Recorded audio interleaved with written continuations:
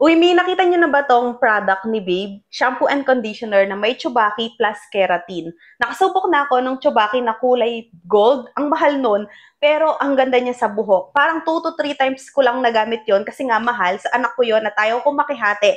Pero eto, nung nakita ko, grabe, sobrang natuwa ako. Imagine, Chubaki plus keratin, tapos set mo nang makukuha. Meron ka ng conditioner, meron ka pang shampoo, 250 ml bawat isa, so 500 ml to, and 200 plus lang, set mo nang makukuha. Grabe, sobrang ganda niya. Tapos, ganito yung itsura ng shampoo at ito naman yung itsura ng conditioner. Nung ginamit ko yung shampoo, to be honest, hindi po siya ganun kabula.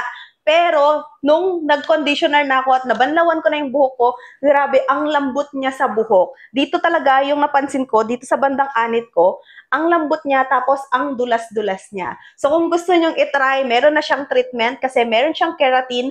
Ilalagay ko sa ating yellow basket, set niya na po yung makukuha.